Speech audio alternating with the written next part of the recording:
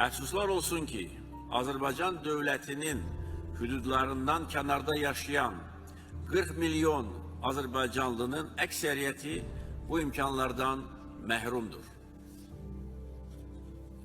Türk dövlətlərindən kənarda yaşayan soydaşlarımızın öz ana dilində təhsil alması daim təşkilatın gündəliyində olmalıdır. 2022-ci ildə İlham Əliyev vaxtilə Əbülfəz Əliyevin etdiyi səhvlərdən daha artığını etməyə başladı. İranlılar nasıl ben davranım? 30 milyon Türk'ün bir okulu yok. Ben Tehran rejimiyle nasıl dost olabilirim? İran'daki Türklerin, Azeri Türklerin. Bəli. 30 milyon Türk'ün bir okulu yok kardeşim. Böyük imperiyaların və yer üzünün ən qədim dövlətlərinin məskəni olmuş İran İslam Respublikasına qarşı iftiralar və hədyanlar danışan Əliyev, digər tərəfdən Rusiya ilə müharibədə olan Ukraynaya da hərbi yardımlar etdi. Oraya Azərbaycanın xüsusi təyinatlı əskərlərini göndərdi və dövlət televiziya kanalı olan ASTV-yə də hər iki əzəli qonşumuzun əleyhinə çıxışlar etməyə göstəriş verdi. Ölkəmizdəki bütün media vasitələrinə İran və Rusiyanı pisləməyə əmr etdi. Ermənistan dövlətinin əlində olan torpaqlar barədə iddia qaldırdı və beynəlxalq sərhədlərə məhəl qoymadı. İsrailin və İngilislərin əlində oyuncaq kimi oynatdığı bu adam keçmişin qumarbazı olduğunu unutmuşdu. Kazinoda bəzən olur ki, adam uduza da bilər, uda da bilər. Amma mənim haqqımda nədənsə həmişə uduzmuş və heç nə uduzmamışam.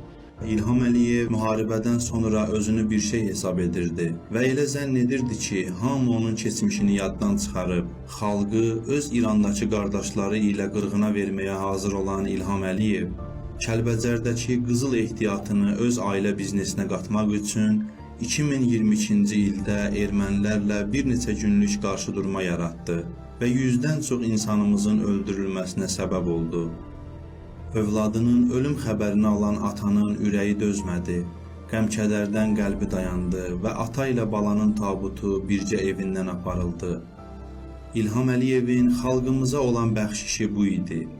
Ölkəmizdəki iqtisadi problemlər, bahalaşma, siyasi təzyiq və həbslər, aclıq və çətin yaşayış vəziyyəti Əliyev üçün heç ikinci dərəcəli məsələ də deyildi. Neft ölkəsi olduğumuz halda benzinin qiyməti tez-tez bahalaşmaqda idi və nəticədə bütün məhsulların qiyməti qalxırdı. Çörəyin və unun qiyməti kasıblar üçün dözülməz həddə çatırdı. Xaricə qaz satdığımız halda öz vətəndaşlarımız qışda donmamaq üçün qazdan qənaətlə istifadə edir və artıq neçə il idi ki, cəmaata qazdan limitlə istifadə tarifi tətbiq olunurdu.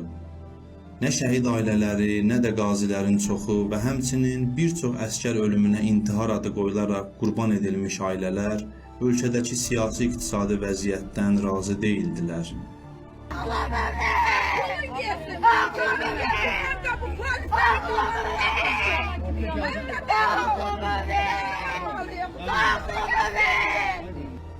Belə bir şəraitdə İlham Əliyev İranın üstünə hücuma keçir və İrandakı Azərilərin hüquqlarından həyasızcasına danışırdı.